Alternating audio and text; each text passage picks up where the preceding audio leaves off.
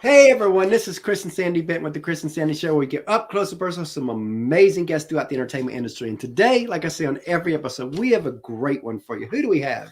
We have Ava Kolker with us today. You may know her from the Disney Channel hit shows Girl Meets World and Sydney to the Max. She also recently released her new single, Who Do You Think You Are? And we're excited to have her on the show and talk about all that and then some more. So welcome to the show. Yes, thank you so much. I'm super excited to chat with you guys. We appreciate that. So like I was telling you before the show, I always like to start the show out the same way. Last 18 months has been tough for a lot of people. So how has COVID affected you, and what have you done the last 18 months to kind of maneuver through it? Yeah, I mean, I feel like every family and a lot of people found different ways to entertain themselves and entertain themselves and find things to do that like make them happy and a way to like distract them from everything that was like going on. So I found that I like to cook a lot and bake a lot. My family, we baked and cooked like so much, and we started discovering like all these new recipes and trying new stuff out. And I completely redid my room as well. So my sister and I, we both separate. We used to share a room, and now we have our own separate rooms. And we spent like a lot of COVID just designing our rooms and putting stuff together and ordering pieces. And it's slowly come together. But like I'm super happy with how it came out. So I spent a lot of time, working on my room, cooking, baking, swimming. We spent a lot of time in our backyard, just family time, and we started going on walks a lot with our dogs and just spending more like quality family time away from technology. So honestly, I kind of enjoyed the pandemic for a while. A way to just get away from like everything else and just finally have time to just be with my family and just focus on us, which we don't have because we're always doing stuff here and there. And my dad's traveling and I'm on set and my sister's on set, and it's always like separated. And I didn't get to see my little sister, my dad, for like 6 months while I was filming this season, because I leave at 5:30 every morning and then I get home at like 6. So I would basically get home, have dinner with them, and go to bed. And that's all I ever got to see them. So the pandemic was like a really great time where we all got like closer together and spent a lot of time together. And so your sister's following in your footsteps, huh? Yeah, she is. She's an actress as well. I'm so proud of her.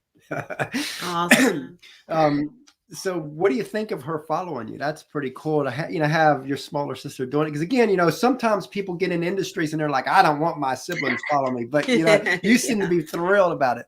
Yeah, and honestly, it made me really happy. Like, her and I are very different. Like whenever she likes something that I do or like wants to copy it or do it well, I'm like thrilled. And I'm like, oh my God, like it makes me feel special. I'm like, you think what I'm doing is cool, whatever. Wow. And she's the opposite. Like when I'm like, oh, can I do that too? She's like, oh, you can't copy me. So we're very different. But no, honestly, I love that she followed in my footsteps and that we share the same passion, and we help each other out. We help each other film self-tapes, and we coach each other and run our lines with each other. And it's like, it's really a teamwork. And that is awesome. I love having her like follow my footsteps. And talking about COVID, like for us, we launched the show January of 2020, a couple months before COVID. And I remember our original plan was to maybe do 100 interviews our first year. We thought if we could do that, be a great foundation for the first year. And then COVID happens. And I remember looking around, watching everything get shut down. And I told Sandy, we can't change COVID, but this could be our silver lining. Yeah. While everybody like you is slowing down, they now have time to come on our show. And because of that, we've done over 300 interviews last year and we're over 470 now. That's amazing. Congratulations. Yeah. Another like silver lining I found in COVID is that it gave me, because there were like no auditions for like a long time.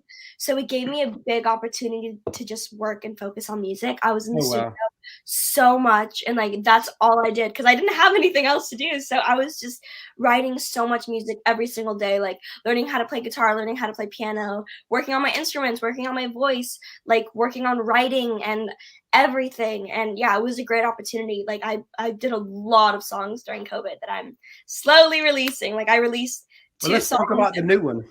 Yeah, so my new song, Who Do You Think You Are? I believe it just released last week or this week? 5 days ago, I think. Yeah, 5 days ago. I'm so proud of that song. I like poured my heart and soul into that one.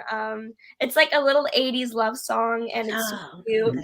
and it makes me really happy to listen to. And it's funny how far the song has come from when I started it, because when we first like heard it, we heard this really cool 80s track, and then we started writing, and then it slowly became this like really pretty love song that just like everybody that listens to it just like smiles so big because it's so sweet. And then that was one of the first songs I ever performed live. I performed it in Orlando in front of like 3,000 people, which was crazy before it was even released. So yeah, this song has a very special place in my heart, and you guys should all go listen to it on all platforms, and the music video is out on YouTube as well. And it's a great song. Yes, it is. Because we've already heard it. Yeah. So, you know, a lot of people would ask, when did you know you wanted to become an actress? But I like to go deeper than that. When did it click for you that this could be a career? I mean, see, these questions are difficult for me to answer because I started acting when I was 4, so I don't even think I really knew what was going on. Yes. But I mean, there were, I feel like, a couple moments on set, like on every set that I was on. My first role was American Horror Story, and that was just like a little guest star. I think then I just honestly didn't even know what I was doing. They were like, say these lines, and I was like, okay. So then I didn't really know, but then I did a movie with Kate Beckinsale, and that was like more, like that was more of a role. And then I did a movie with Katie Holmes in Cleveland, Ohio. And I feel like that was one of my moments where I was like, man, like I really, really love acting, because I had a pretty big role in that. I was kidnapped at one point, so I had to like cry and all this stuff. And I was with my dad, and we were able to like travel and look all around Ohio and explore and like do all this fun stuff. So I think that was maybe that, or Scary Movie 5 was like the movie experience where I was like, wow, I really, really love being on set. Wow. So tell us how Sydney to the Max came to be for you. Yeah, okay, it's actually a really funny story. So a couple years back, like 3 or 4 years ago, I got an audition for Disney for this role named Olive, and I looked at the description and I was like, Mom, she's supposed to be a tall 7th grader. I'm a short 5th grader. There's no chance I'm getting this. So my mom was like, okay, but the casting directors who were casting it, they casted me in Girl Meets World. So my mom was like, okay, well, it's fine. Like, it's Barbie and Sally. So why don't you at least just do the audition, go in. It'll be nice to see them again. Like, we shouldn't just decline it because you're too short. And I was like, ugh, you really want me to learn the whole thing when I'm not going to get it? And she was like, yes, like, let's just do it. So I put up a bit of a fight, but I lost. And she was right, thank God. But then I went into the audition, and there were all these girls that were like a foot taller than me. Like, all of them were like 5'6", and I was like 4'11". And I walk in, and I'm like, oh God. And so I go in, I do the audition, and I tell the casting directors, I go, think of me for the next one, as I'm walking out, because I thought I had no chance. And then I got a call back, and my mom was like, okay, like, she really was happy with the way I was like auditioning and the way I was reading the lines and the comedy and everything. So she loved it. And I was like, okay, I mean, obviously I'm going to do the callback. So I went, did the callback, then I got a producer session. And then I started thinking, I was like, okay, I think I got a shot at this one. I think they really like me. And then left the producer session, I was ecstatic. I literally was like walking to the car, and I was like, Mom, I think I'm going to book this one. Like, I was freaking out. I was like, I don't know why, I have a feeling. I think I'm Olive. I think this one's for me. And she's like, okay, well, don't get too excited. I don't want you to be bummed out. Like, you can't ever get too excited before you book something, because there's always like that chance of disappointment. Yeah. So I was like, you're right. But I think I got it. Like, I think it's a role. And then I tested for it. So I read with Sydney, I read with Max, so Ruthie and Ian, and I got to meet the people that were already casted. And I read with them, and we just like instantly connected. Like, it was just crazy, like how perfect. And when I met Ruth, I was like, Mom, I love this girl so much. We exchanged phone numbers right away. We were texting every day. She was like, let me know if you book it. Please let me know if you book it. And after I left the testing, I was like, it's not a question, Mom. Like, I think I booked it. Like, I think this is my role. Wow. And then it was actually on Valentine's Day when I got the call from my manager that I booked it. And I was literally crying my eyes out. I was so happy. And then one of the first things I asked was like, can I tell Ruthie? Can I tell her that I booked it? And my manager was like, not yet. You have to wait. But the second like, I could call her, it was so great and so fulfilling. And like, I love the show so much. It was just such an amazing experience. So since they wanted someone taller, did they rewrite a little of the script to fit you? Or I mean, I don't think they really had, like, the description was tall, but it wasn't really included in the script. I don't think. Okay. They didn't really mention anything about the height, like, in, like, words, there weren't any lines Yeah. about me being tall. It was more about me being, like, socially awkward, but, yeah, I mean, I guess they just kinda changed what they wanted when they found Oh, it. wow. Now, when you book that and that's been your big role, are you playing really yourself? 'Cause what I found with a lot of the younger actresses that we've had on the show is they're like, man, this role was mine because I'm really playing myself. Do you feel that way? So, I mean, like, when it started out, it was the opposite of me. Like, she was super socially Oh, awkward. wow. She was really, like, super quiet and kinda, like, talk like this, and then when someone told her to talk louder, she would, like, yell, like, had, like, no sense of, like, social anything. Wow. So, that wasn't me at all. I was always super outgoing and, like, try to make friends and had a big personality, and I was like, "Okay, like, this character isn't me at all." And then after the pilot, I feel like the writing kind of formed a little bit more around my personality, and then I was still always, like, I was never really Ava on the show. Like, the person that I played was, like, super about safety and about getting good grades and math and, like, all this stuff, kind of a bit of a geek, but then she also had her awkward moments, so we were similar in some ways, but very different in others. That makes a lot of sense. So through your acting career so far, what's been your hardest role to play? Probably my role in Insidious: The Last Key. I was young Elise, and in the movie, I was able to, like, see ghosts, see spirits, see, like, dead people, basically, and my dad hated the fact that I said that. So my dad in the movie, not in real life, my dad in the movie, um, he, abused me and beat me, and that was basically, like, my whole role in the movie was just being like, "I saw a ghost," and he's like, "Don't say that, like, you know what happens when you say that," and I was like, "But I did, I saw a ghost," and then he would, like, hit me and then put me in the basement, and so it was just a lot of emotions and a lot of crying and screaming and bawling my eyes out, and it was challenging, but I loved it, and I felt this sense of pride after, like, wow, like, I was able to do that. So it was one of the most amazing learning experiences, but also one of the most difficult experiences as well. So a role like that, how did you prepare for that role? I mean, because that like you said, that's a tough role to play. Yes, so it sounds very how did you challenging. take your mind to there in order to prepare? I mean, honestly, a lot of it, like, is my mom. My mom and I are, like, an amazing team. Oh, wow. She helped me get there mentally and helped me cry and feel that emotion.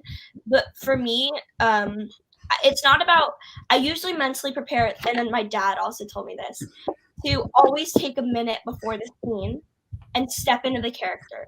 To tell you, close your eyes, I'm Elise, and then I just tell myself the exact situation. I just saw a ghost. My dad doesn't believe me. I'm gonna need to cry, but it's okay. Like, this happens all the time. Like, I really just talk to myself as if I were the character, and then I say multiple times, I'm Elise, and then I say I'm Elise Rainier, like my last name, and then I just go further and further into it, and until I'm mentally there. And then when the scene starts, it really depends on the context. Sometimes I'm able to cry just based on the situation because I'm able to imagine it. Mhm. Like, I once had a situation where I found out my mom was dying, and that just even the thought of that instantly Wow. triggered tears and was easy for me to cry.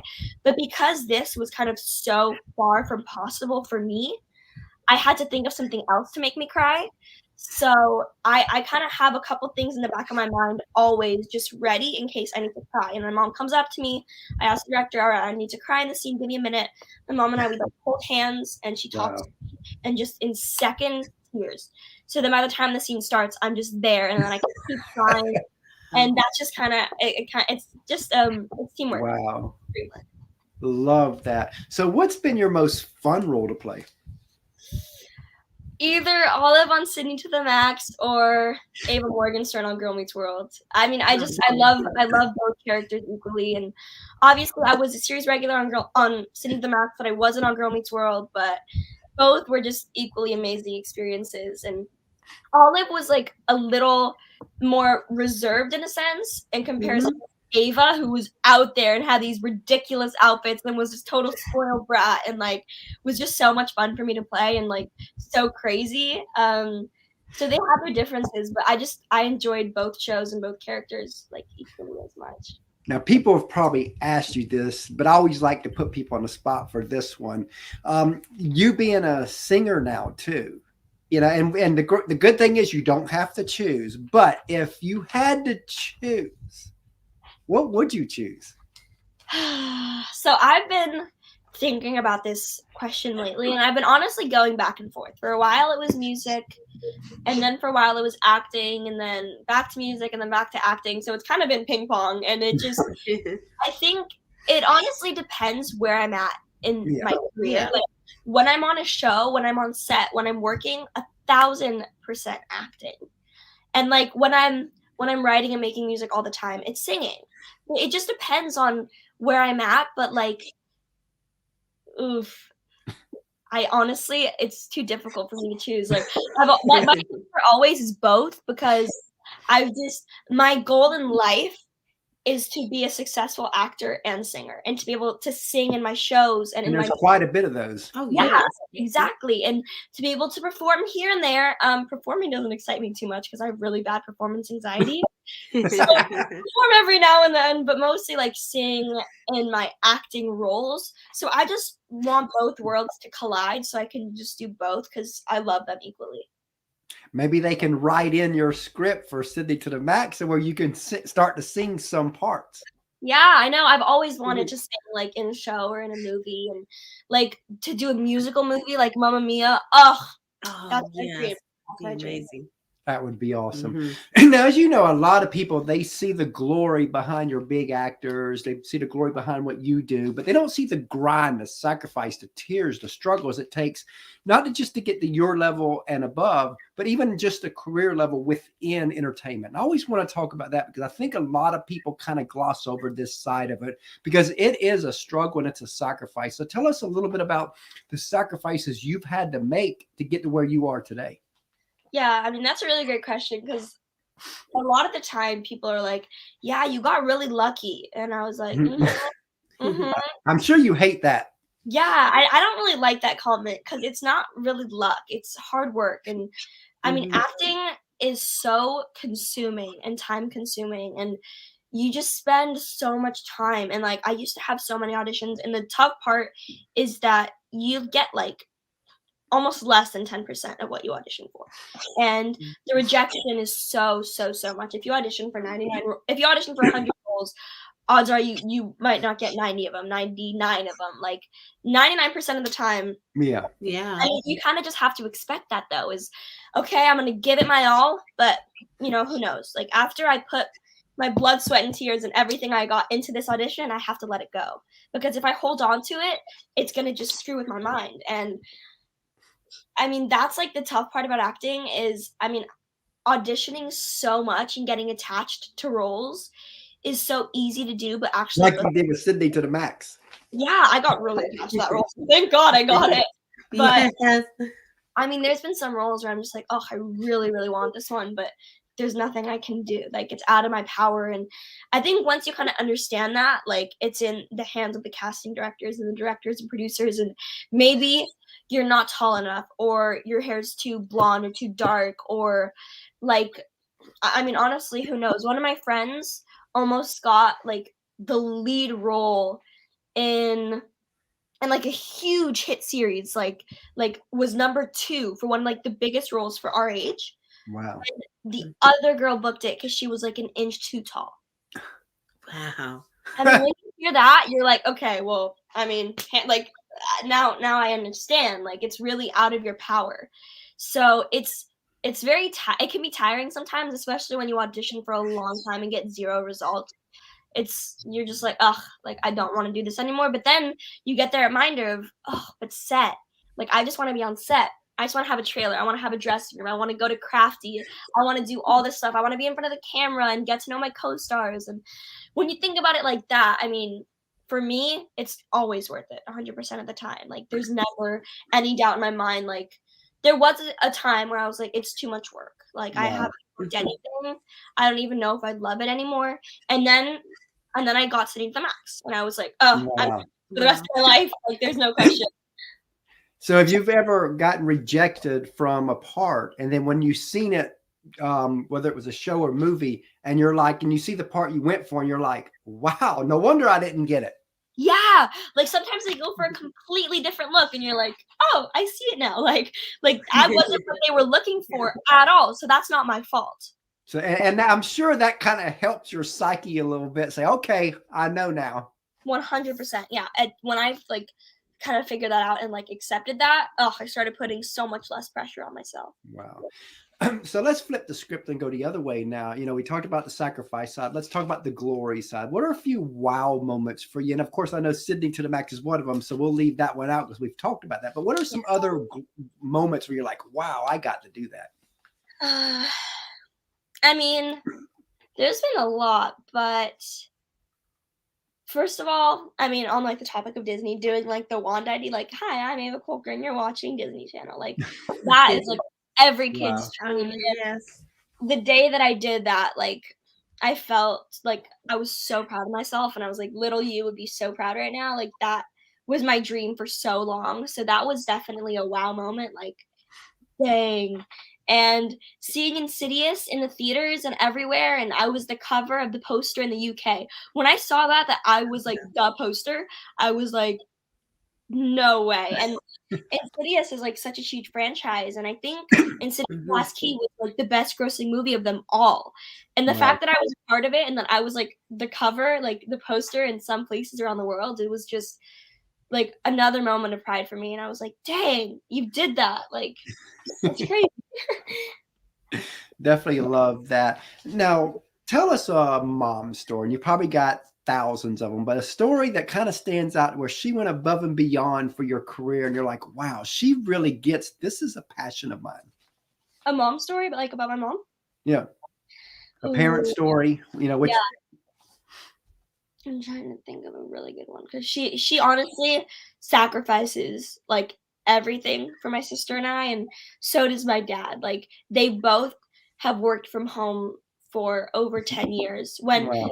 they could be doing something completely different. And like my mom has had some job opportunities to get like a major raise and to travel around the world and to go to these different places and work all around the world. And she asked my sister and I, and she was like, I mean, it could kind of change our life a lot if I took this job in good ways and bad ways. Yeah. And what do you guys think I should do? And my sister and I were like, you sacrifice so much for us. It's 100% up to you. Like, we trust you. And then she told us the day after, a couple days after, she was like, I thought about it and I declined the job. Like, I don't want that life. I want to be with you guys every single day. I want to be on set with you. I want to like spend every day with you. I don't want to travel. I want to be home. Like when she did that, like that was pretty crazy. That's like with us, we've been a 24/7 couple for 19 years of marriage, and we homeschool our 9-year-old and work from home. So, we've built that. Yeah, no, that's amazing. And I think kids need to show more gratitude to their parents because you guys sacrifice so much for us. And like sometimes I think because like I'm so excited to be a mom, and then I think like, man, if I was a parent to my kids like my mom is to us, I would have zero life. Like I wouldn't have a job that I really love anymore. Like my life would be my children. And when I think about that, it's like, wow, that's crazy. Like my parents' lives changed the day I was born. Like they just, I'm so grateful for them and everything that they do for us. And speaking of teams, and let's talk about teams real quick. As you know, a lot of people, they see you, but they don't see the teams behind you. In our opinion, teams never get the love they deserve. They don't. So take a few moments just to tell us about the team that helps you be who you are. Yeah, I mean, I was so fortunate to be accepted to an agency called Coast to Coast when I was 4. Wow. Oh, wow. That like the youngest kids they were taking were 10 to 15. So I was like a complete exception, and I was so fortunate. They took a chance on me. Like they don't do that. They don't take kids under this age, They don't have anybody under 10. And then they met me and they were like, yeah, you know what? Like we love her. We see her spark, whatever. So the fact that Coast took, and I'm still with them to this day. Like I'm so grateful for them. I love them, and they're incredible, all my agents there, and I love them all so much, and I couldn't do any of this without them. But the fact that they took a chance on me and like put faith into me just means so much. And I mean, my manager, I just got a new manager, Wendy. She's incredible too. I love her so much. She like is always texting us and calling us and has so much enthusiasm. Yeah. Yeah. Like just shows so much excitement and calls us and he's like, that audition was incredible, and it just makes me feel so great and like rewarded. So yeah, my managers, my agents, my music team, all of them, like love you all so much. I couldn't do it without any of you.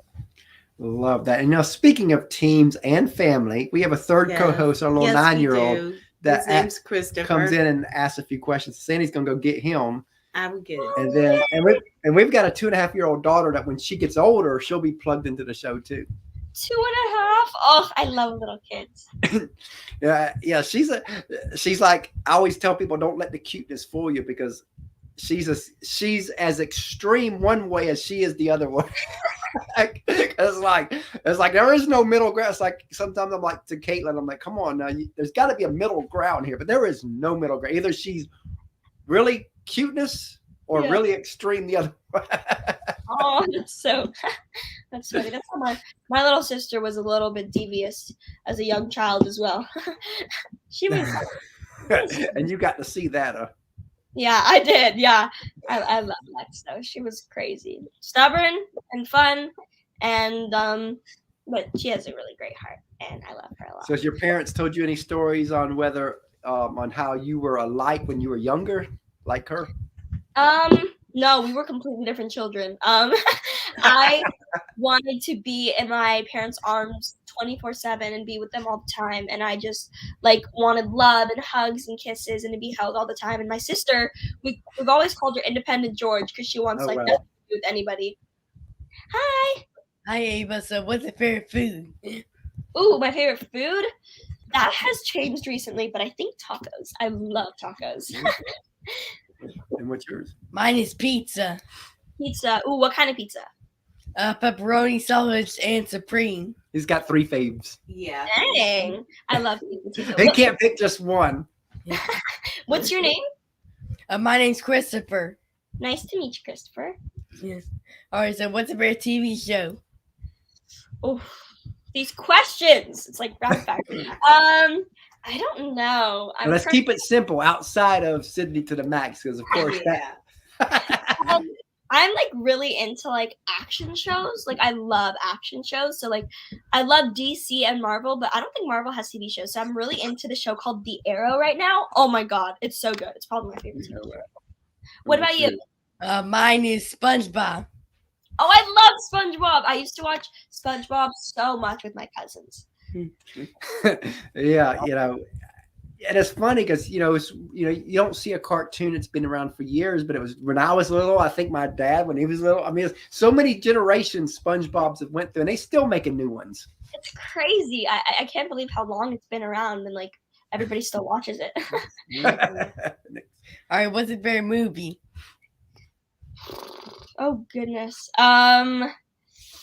I love Bohemian Rhapsody because it's a song. I mean, it's a movie about the band Queen, and Queen is like my favorite band ever. So seeing that movie was just really cool, and it had a great story, and it was kind of like a musical too. So I love musicals. What about you? Mine is the Minions movie. Which one? Aren't there multiple? Yeah. No. Yeah. Which one I you like like the best? Oh gosh, the best. He likes them all. I'll see. Probably the Despicable Me 2, which I think it's still on right now. I was watching it. Yeah. I love the Despicable Me's. Oh my gosh, all of them were so funny. Yeah, our buddy Joe said his boy watches Jesse all the time. Yeah. Oh, I love Jessie too. No, that's like a really good show. I would watch that a lot. Yeah, we even had the Butler on our show. We did. Really? That's so cool. I saw him. I think he sings as well. I saw him perform at the Pasadena Playhouse, and he was like incredible. He was really good. All right, bye. Thanks. Hi, it was nice meeting you. Yeah, he loves to be part of the show, and we love having him on it. So sweet.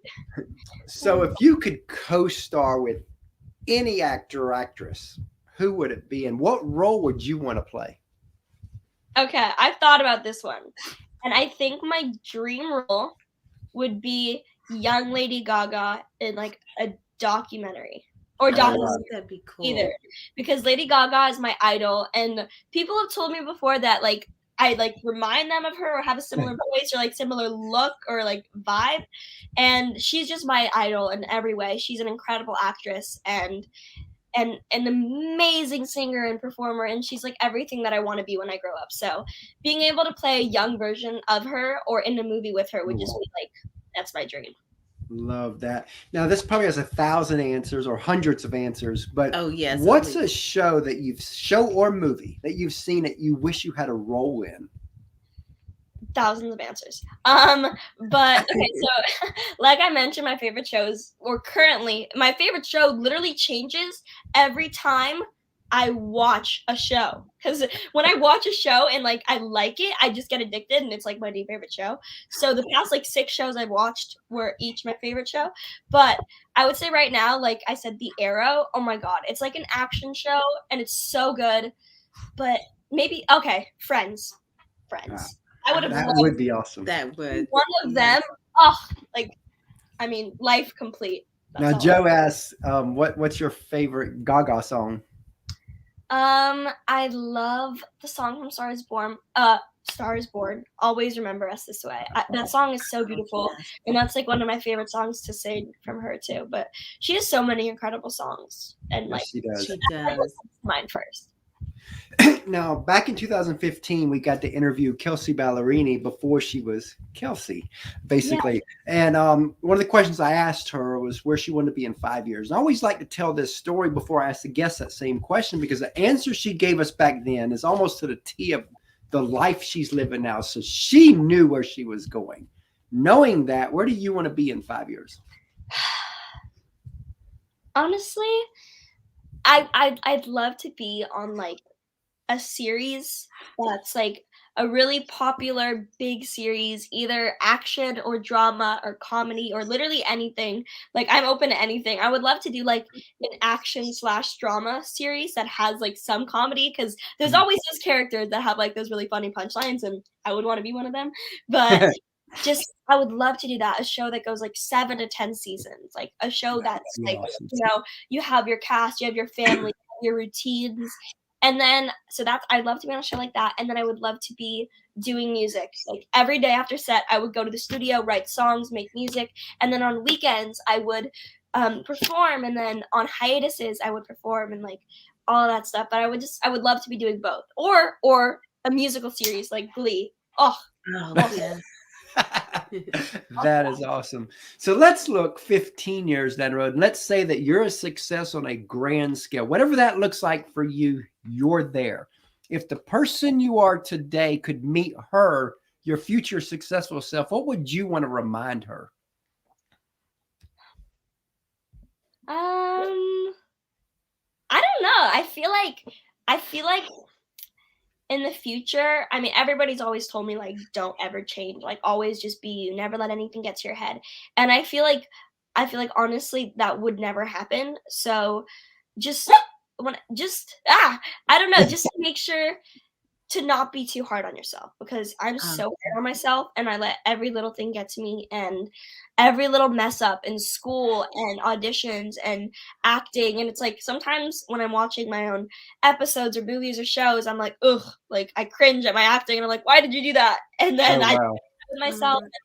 I'm just really, really hard on myself. And just like when you're older and when you're successful, just like let the little things go and like just be proud of yourself and take in every little moment, because I also suck at like living in the now. I'm always thinking about the past or thinking about the future. Just like take in the now. And I love that, because if there's anything that the pandemic has taught us, it's that life is short. Yes. So and this last year, 18 months, we've seen so many people pass on. So you have to really live in the now. I mean, the past is the past. You can learn from it, and the future is not here yet. So really, we only have now. Yeah, and something my best friend told me, that like totally changed my perspective is because we're both trying to like improve ourselves in different ways. Like we both want to eat healthier and work out more and all this stuff. And she said something and I was like, oh my God, like I've always felt the same way. And she was like, I always say, okay, well in the future, I'm going to do this, or on Monday, I'm going to do this, or next week, I'm going to start doing this. Right. And then she said, but then I realized the future is never going to come because it's always going to be today. It's always going to be now. So you have to change right now. You have to make those adjustments right now. You can't keep saying, in the future, I'll do this. In the future, I'll do that. Or in the future, I'll clean my room or do this or that, because it's never going to be the future. It's always going to be the now. Yep. And when I thought of it like that, I was like, dang, like that changes my perspective completely. Love that attitude. So Joe asks, you have one of those Hollywood dogs. Oh, yes, well, there's tiny. Let me show you. I know, she's barking. Hold on. Hi. So she's not that tiny, but she's pretty darn cute. Oh, can't wait to see. Oh my goodness. Oh, adorable. Mia. Oh, so cute.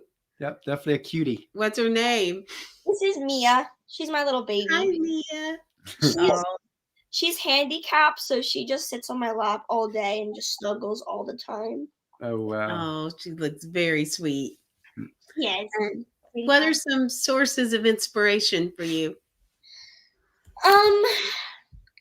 My parents definitely inspire me a lot every day in their drive and how hard they work and how hard they love, and they love their family and their kids so much, and that just inspires me to do the same. And they always tell my sister and I, just be grateful for everything and be humble and all this stuff. So they definitely inspire me to be a better person.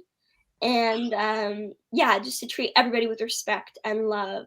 And they inspire me every day. And I get a lot of my inspiration from them. And then also like music and acting wise, just from everywhere. I mean, I'll see a show or I'll see a movie or listen to a song. And I'll be like, oh my gosh, like I need to do that. I need to be doing more of that. I need to write a song like that. I want to be in a film like that. Like it really just depends. Some like different things inspire me differently.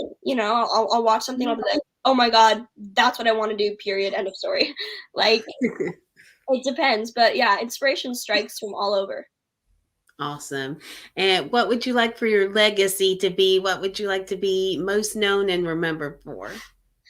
I've always said, like, no matter what I do, I just want to make a positive impact on the world. Like, I don't like need to be famous or like known for whatever that's like. I just want to be known for like always being nice and being respectful and be like, oh yeah, like dang, Ava, like she was successful, but she was always really good and really nice and treated everybody with respect and treated everybody the same. And I want to be known for like never changing and just making a positive impact on the world and making people smile and making people happy. I love that. And if you could say anything to your fans and followers, what would you want to tell them? That I couldn't do any of this without them, and I owe everything to them. And I thank each and every single one for their support and their love. And I don't think my fans understand how much of an impact they have on my everyday life and my health and my confidence. Not health, my mental health and my confidence. Because everything, especially positive, I find that positive comments affect me more than negative. Because when I look at a negative comment, I literally ignore it. Because that's what I was going to ask about. You being a teen actress and rising star, your own show. In our day and time, there was no internet. There was no social media. Right.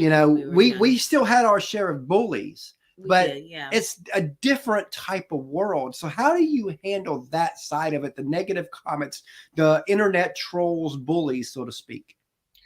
I don't pay attention to them. I mean, I've been on social media for so long. I've had Instagram for over 10 years. Like, wow. I've had Instagram for a long time. I started it very young. Obviously, my mom has always run it, so I've never been exposed to it. Any, I mean, not to anything, but like to a lot of bad. I still obviously see comments and see the hate, but I don't let it get to me because I have so many positive comments and so many supporters. Exactly. And I feel like that also has a lot to do with my family life too, because my family makes me feel so loved and so confident, and they're also complimentary, and they're always like, "Oh, Ava, you're so pretty. I love your hair." Blah blah blah. And Oh, I find that my loved ones and the people I'm close to, their words impact me so much more than haters. You know, yes. I trust people that I love. Every single word matters to me. The people that I don't know that are just trying to be negative, I could care less about what they say. Like, I don't ever let that get to me. Love that attitude. And that's everybody, I know that's hard for a lot of people, but I always like to bring that up with our young actresses that come on, because it's so important to stay in time for people to hear that even you get the hate that they get, just at a different level, and how you handle. I think it's important for people to see how you handle it, because again, it's such a big thing in this day and time. For sure.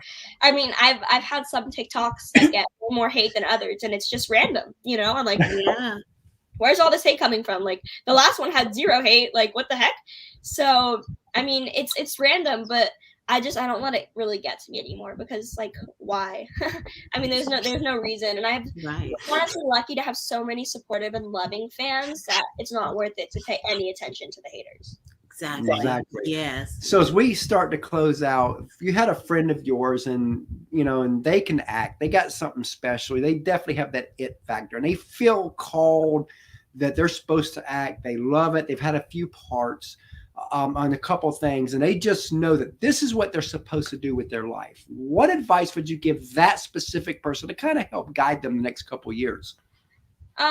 Well, follow your gut and follow your instinct. If you know that this is what you want to do, you gotta stick it out, and you gotta just put your all into it, and you can't let the little roles get to you. And if you don't book, even the big ones, if you don't book something you really want, you can't let it like ruin your motivation and affect your health and your mental health and your confidence. And you just have to push through it, and you have to be confident enough in yourself and have enough faith in yourself that you're going to get through it, and that you're going to book the next one. One thing that I believe Julia Roberts said during a speech that my mom told me that has always stuck with me is, you're always one role away.